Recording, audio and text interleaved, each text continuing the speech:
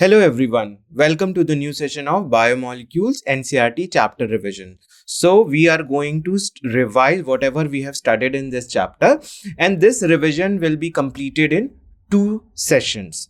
In the first session, we will complete the revision of proteins and carbohydrates. Okay, so let us start the quick revision of this chapter.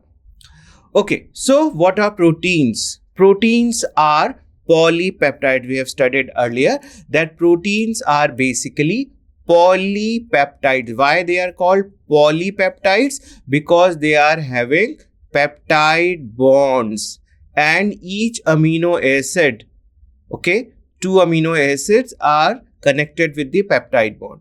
So second will connected with the third with the peptide bond, third with the fourth, and so on. So they will form number of peptide bonds, and amino acids are joined together with this peptide bond. So they form a polypeptide structure. This is a polypeptide structure. So very important, that is formation of peptide bonds. So they are linear chains of amino acid linked by the peptide bond. This is very important. Protein involves formation of the peptide bonds. And what are linked together? There is a linear chains of amino acids. So amino acid, these are the different amino acids linked together. Okay, and they form a linear chain of amino acids. So each protein is a polymer of amino acids. So here we can say amino acids are monomers. First amino acid, second, third, fourth, fifth, and so on. So these are the monomers which form a polymer of amino acids. Okay. Structure of proteins. So if we discuss about what is the structure of protein, then we have to study it at a 4 level. Level 1, that is the primary structure of protein. Level 2, that is the secondary structure of protein.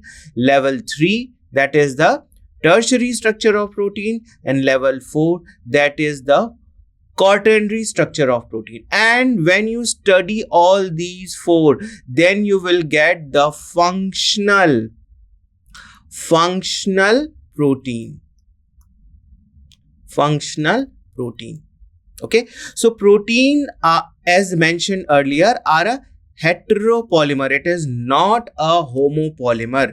We are considering amino acid as a monomer. So these are the amino acid. I'm drawing it again. Amino acid linked with the help of peptide bond. So why we are not saying that it is a homopolymer? Because every amino acid is different. There are 20 different amino acids. Okay, and each amino acid, like if this is a glycine, then this can be serine, this can be tryptophan. Okay, this can be lysine, this can be glutamic acid, again this can be glycine. So like this. Okay, but every amino acid can be same. 2-3 amino acid can be same, but again, if I consider a long chain of polypeptide, then you will have a different amino acid. That is why it is called as a heteropolymer containing strings of amino acids. Okay, the sequence of amino acid, that is the positional information in a protein, which is the first amino acid and which is the second amino acid, and so on, is called the primary structure. So we must know what is the first amino acid. Amino acid 1, amino acid 2, amino acid 3, amino acid 4, so on. So you must know the sequence of amino acid in a polypeptide chain. And these amino acids are linked or joined together with the help of peptide bond. So this gives you the primary structure of protein. A protein is imagined as a line that left and represented by the first amino acid, and right hand is represented by the last amino acid. So if this is a polypeptide chain, so this is the first amino acid. So it is considered as a left end. left end, and this is the last amino acid. Suppose this is a 110th one, so I'm writing 110 here, last, and this is the right end of this polypeptide chain. The first amino acid is also called as the N-terminal amino acid. So I'm just drawing a simple one amino acid. This is the C, that is the alpha carbon. With this NH2 group is attached. Here COOH group is attached. H, and here R. R can be variable alkyl group. So this is the first amino acid. Now what is free here? This particular end is free, and that is why it is called as N-terminal amino acid. Why? Because the nitrogen containing this NH2 group is free. This COOH group is involved in formation of peptide bond with the second amino acid. Okay, so in this way, when you move to this one, 110th amino acid, then what you will get? The last amino acid called the C-terminal amino acid. Why it is called C-terminal amino acid? Because here NH2, C, COOH, H, and here R110, that can be anything. Here COOH group is free, and that is why it is called as C-terminal amino acid. Okay. Now, till here we have studied about the secondary structure. Now comes the secondary structure. The protein thread does not exist throughout as an extended rigid rod. Okay. So this you can see the primary structure. It is a simple chain of amino acid linked by the polypeptide bond. This gives you the primary structure. Moving to the secondary structure. Now this polypeptide can undergo a helical structure. They form a helical structure. They wound, okay, and form a helix-like structure which is called as alpha helix. They can be in this way. This polypeptide chain move like this, like this, like this, and they are interconnected with the hydrogen bond. So they form a beta pleated sheet structure, and this forms the alpha helix structure like this. So here they are having a bond, and what type of bond? Hydrogen bond. Hydrogen bond. So alpha helix also involved hydrogen bonding for formation of this helix structure, and beta pleated sheet even. Okay, so only some portions of the protein thread are arranged in the form of helix, not all. Suppose there is a long polypeptide chain, so here at some position they can form a helix like structure. They can be free here, and again there can form a beta pleated sheet like this, depending upon the types of protein. So in a protein, one polypeptide can form a alpha helix, another can form a beta pleated sheet. Even the one single polypeptide can form both the type of structures.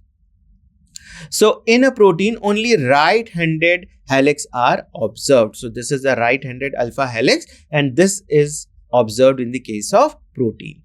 Other regions of the protein threads are folded in other form in what is called as secondary structure. So these are both the forms of secondary structure. The alpha helix is often involved in the protein-protein interaction. This is very, very important. Alpha helix is involved in the protein-protein interaction. So suppose this is a protein, and here and it get attached to the another protein. So here it will have alpha helix structure, and here it will also have a alpha helix structure. Both get attached. So protein-protein interactions or DNA binding and other structural function is performed by this particular type of secondary structure that is called as alpha helix. Beta sheeted can be found in the various protein structures and can be involved in the formation of core proteins and providing structural stability. So this is the position of core protein. So beta pleated sheet can be placed here.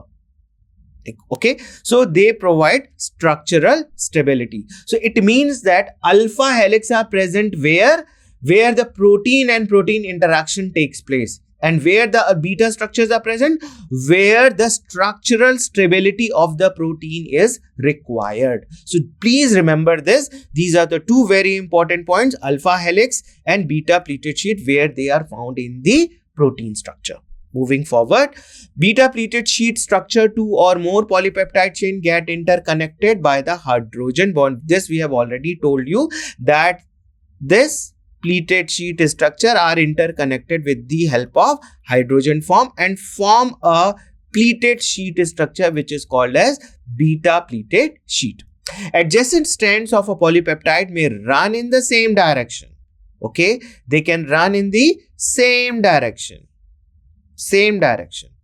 These are one polypeptide, this is the second, this is the third. They are running in the same direction. So that is called as parallel beta sheet, and its example is the beta carotene. That is a protein found in here. Or in the opposite direction, that is called as anti-parallel beta sheet, and its example is fibroin of the silk thread. They are having anti-parallel beta sheet structure. So beta pleated proteins are more extended than the one having alpha helix structure. They are more extended. Okay. Next, tertiary structure, very important. In addition to the long protein chain, also folded upon itself like a hollow woolen ball. So this alpha helix and this beta pleated sheet structure. At some of the proteins structure, there will be alpha helix structure, and somewhere it will be a beta pleated sheet structure.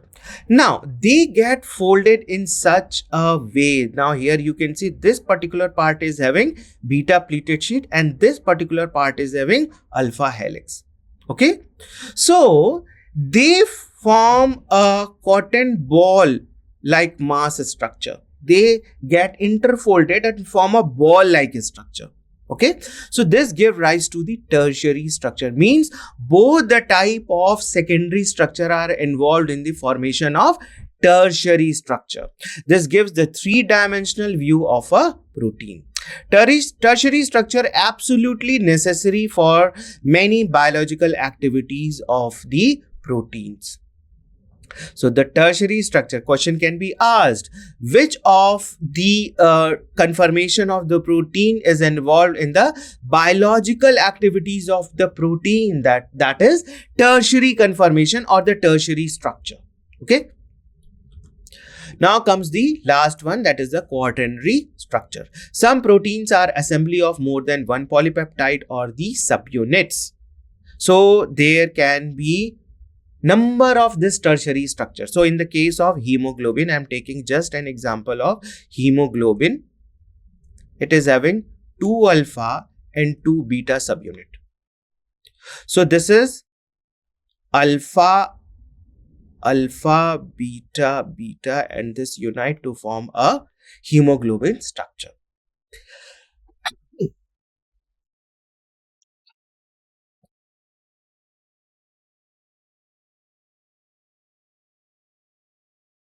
Okay, so the manner in which these individual folded polypeptide or a subunit are arranged with respect to each other. Linear strings of spheres are arranged upon each other in the form of a cube or a plate. So they can form a ball-like structure or the sphere-like structure or a plate-like structure depending upon the structure of the protein. So this gives you the architecture of a protein, quaternary structure. So adult human hemoglobin is a 4 subunit. This I have already told you. Two of these are identical to each other. That means 2 alpha subunit and 2 beta subunit. The 2 subunits are alpha subtype and 2 subunits are of beta. Together constitute the human hemoglobin. Now, what are the different types of bond involved in the formation of protein? So, there is a peptide bond, covalent bond. So, covalent bond is, example is peptide bond and disulfide bond. Disulfide bond. These are the two covalent bonds. There is a ionic bond also, there is a hydrogen bond also, there is a van der Waals interaction, and there is a hydrophobic bond. So these types of bonds are present. Now in which conformation? Primary structure will have peptide bond only. Okay. Secondary structure arises with the help of hydrogen bond. Now this polypeptide is formed with the help of peptide bond. Polypeptide form two different types of structure, alpha helix and beta pleated sheet. Both are formed with the help of hydrogen bond. Tertiary structure, they forms bonds like ionic bonds, hydrogen bonds, disulfide bond. This is the another type of covalent bond. First covalent bond was the peptide bond and second covalent bond is the disulfide bond, and also hydrophobic interactions. This is a weak interaction. Hydrophobic interaction is a weak interaction. So now here you can see how many types of bonds are involved in primary structure, secondary structure and tertiary structure. Okay. Quaternary structure have been formed by hydrogen bonds and van der Waals forces. This is again a weak interaction.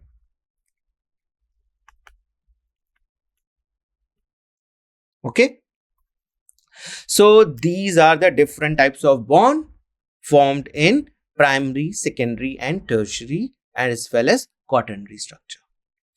Okay, so we have completed the revision of protein. Next topic is carbohydrates. Carbohydrates are the polyhydroxyaldoses or ketoses and their condensation products. So carbohydrate is formed by having CHO group, that is the aldehyde group, or C double bond O group, that is the ketone groups.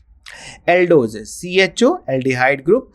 For examples, the aldoses which bear the aldehyde group, that are glyceraldehyde, xylose, ribose, glucose and galactose, and several other carbohydrates are also comes under the aldoses. So these are some of the examples. Next is the ketose, the carbohydrate which bear ketone group. Okay, so that is C double bond O group. Examples are dihydroxyacetone, erythrulose, ribulose, xylulose, fructose and pseudohaptulose. Okay, so there are two different types of carbohydrate depending upon the type of functional group they are having. Sometimes they are having aldoses, sometimes they are having ketoses. Okay. Carbohydrates. Carbohydrates are one of the four major classes of the biomolecules along with proteins, nucleic acid and lipids. These are the four different types of biomolecules. Okay. They can exist as both monomers and polymers. So carbohydrate can exist as a monomer as well as polymers. Monosaccharides. Sugar is a simple carbohydrate, that is a monomer, which cannot be hydrolyzed further into a smaller component. They have a general formula CnH2nON. This is a simple sugar formula. So we are having different types of monosaccharide depending upon the number of carbon atom they are having. How many carbon atom they are having, the monosaccharide can be classified according to that. So the first one is trioses. They have 3 carbon atom, glyceraldehyde and dihydroxyacetone. This is a triose monosaccharide. Now tetrose, it having 4 carbon atom. Example, erythrose. Pentoses, 5 carbon atom. Example, ribose or ribulose. Hexoses, they have 6 carbon atom. Example, glucose and fructose. And 7 carbon atom is called as the monosaccharide haptoses. And this example is pseudohaptulose. So these are the different monosaccharides depending upon the carbon they are having. Okay, so pentoses, these are, and hexoses in both open chain as well as ring form. So we have studied pentoses and hexoses. 5 carbon, 6 carbon. Why we are studying these? Because these are some of the important monosaccharide which we study in DNA structure, which we study in respiration part, that is the glucose. Okay, so that is why we are considering here these two monosaccharides. So if we are talking about hexoses, suppose this glucose and fructose. So here they can exist in a ring form also and an open chain also. So fructose also, ring form and open chain. So two types of ring forms are there, pyranose and furanose. Pyranose has a hexagon structure. This is a hexagon structure. How the hexagon is formed? If you remember the structure of benzene, hexagon like this, 6 corners, and out of these 5 corners are made up of oxygen and 1 corner is made up of oxygen. These are the 5 are made up of carbon and 1. So that is why it is written pyranose, hexagon structure with 5 carbon and 1 oxygen. Okay. Now furanose has a pentagon structure with 4 carbon, pentagon,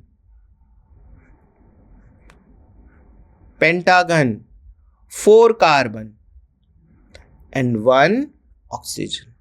So this is a furanose structure that occurs in fructose. Pyranose that occur in glucose ring structure. Glucose, most important and the common carbohydrate seen in the living world. It is a simple sugar of the blood, immediate source of energy. So glucose is an immediate source. This is the simplest a carbohydrate which is involved in the process of respiration. It breaks down and gives you a lot of energy to do your own work. Glucose is stored as a glycogen in the liver and muscles. So sometimes you are having a lot of glucose in the body. So what happens? Glucose gets stored as a glycogen. It gets stored in glycogen in the form of glycogen. Where? In liver as well as muscles. Next is fructose, the most common sugar in fruits. It also occurs in the nectar and honey, the sweetest among all the natural sugar. So this is the sweetest sugar and it is reducing sugar as well. It is having OH group, you can see. So that is why it is a reducing. The term now comes the oligosaccharide. We have studied about monosaccharide till here. Monosaccharides. Now comes oligosaccharides. Mono means single. That can be triose, tetroses, pentoses, hexoses, haptoses. But it will be only one.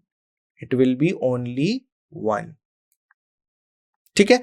So the term oligo means few. So oligosaccharide typically consists of 3 to 10 monosaccharide units. So this oligosaccharide is made up of 3 to 10 monosaccharides. 3 to 10 monosaccharides join together to form oligosaccharides.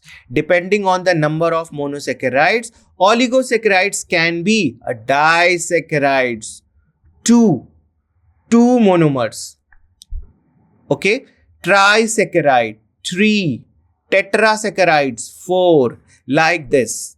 So these are called as oligosaccharide. The common disaccharide is sucrose, maltose, lactose, and cellobiose. So these are the different oligosaccharides. Next comes the sucrose, the first oligosaccharide, commonly found in the plants like sugarcane, beetroot, carrots, and fruits. The storage products of the photosynthesis. So, in the photosynthesis, what is formed? Glucose. But it is transported to the storage organ. Storage organ is here. Here, this is the leaf where glucose is formed. Now, how it is transported? It is transported as a sucrose, but very important, sucrose, and it is stored here. Okay, so storage product of photosynthesis. Plant transported carbohydrate from leaves to the other organ in the form of sucrose. It is not transported in a form of glucose, it is always transported in a form of sucrose. Sucrose has no free aldehyde or ketone group, so they are non-reducing sugar. No aldehyde or ketone group is present. That is why it is called as a non-reducing sugar. Okay. Next is maltose or malt sugar. Maltose or malt sugar is composed of 2 glucose molecules, first and second, joined with the help of glycosidic bond. It does not occur in the nature and found during the germination of starchy seeds. It is produced commercially from starch by starch hydrolyzing enzyme diastase. So I am having starch here. It is treated with diastase enzyme and it forms maltose. Okay, it is used in making beer. So whenever there is a liquor industry and they used to make beer, what they do, they take starch, they treat it with the diastase enzyme and they get maltose. Now from maltose they make beer. Okay. Lactose or milk sugar, formed by the condensation of glucose and galactose. Again, first one is glucose and here second one is galactose. So lactose hydrolyzed by enzyme lactase present in the plasma membrane of the cell that lies in the intestine. So digestion of this lactose milk, that is milk sugar, occur in the intestine, because the intestine plasma membrane are having a enzyme which is called as lactase that breaks this bond. Okay, so many people lose this enzyme after the childhood and find eating dairy products causes digestive discomfort. They become lactose intolerant because they are not having that particular enzyme in their intestine. Polysaccharide, the third one we have studied. Monosaccharide, we studied oligosaccharide. Okay, now comes the polysaccharides. They are formed by the polymerization of large number of monosaccharide monomers. They are also called as glycans.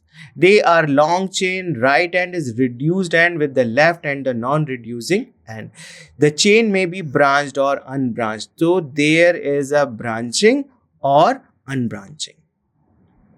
So polysaccharide is made up of a number of monomer of carbohydrates. So there are 3 types: storage, structural, or mucopolysaccharides. So one by one we will study. So first one is storage polysaccharide. Food storage polysaccharide that comes as a reserve, serves as a reserve food material. There are two main storage polysaccharide, example starch, glycogen, and also inulin. Starch, it is the storage of a polysaccharide in plants. It is a polyglucan homopolysaccharide. Very important. These question comes in the examination. Homopolysaccharide. Homopolysaccharide. They are stored in the chloroplast, especially leucoplast called as the amyloplast. So there are three different types of plastids. Chloroplast that contain chlorophyll, leucoplast in which the food material are stored, and the third one is chromoplast.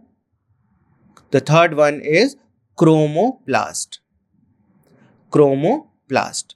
They occur in the form of microscopic granules called starch grains.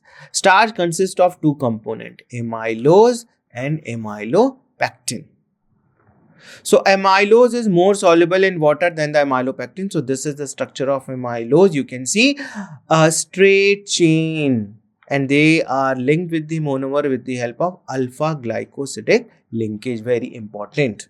Alpha glycosidic linkage is the bond which is involved in the formation of amylose. It gives dark blue-black color with iodine.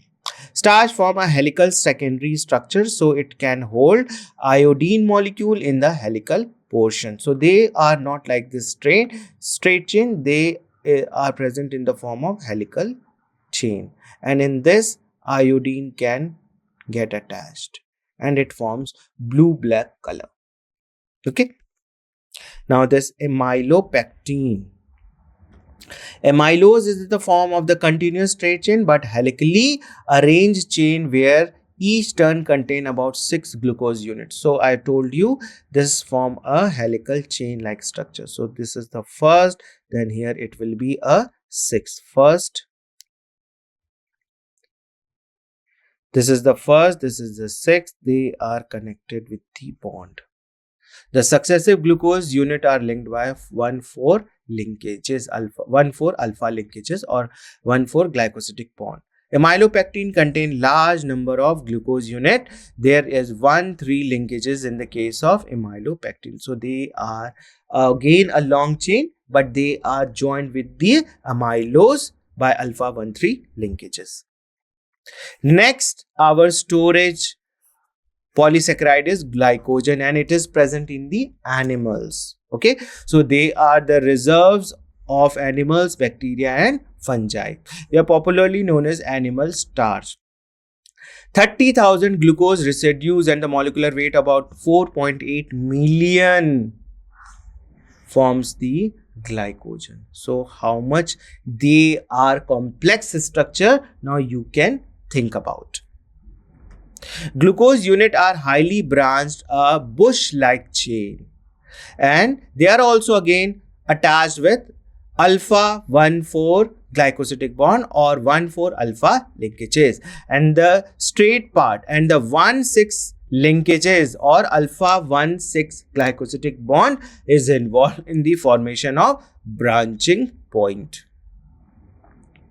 The straight part is helically twisted with each turn having 6 glucose unit. Next is inulin. Inulin is a polymer of fructose. It is a storage polysaccharide of roots and the tubers of Dahlia. It is metabolized in the human body and filtered out in the kidney. And so it is used as the testing of kidney even.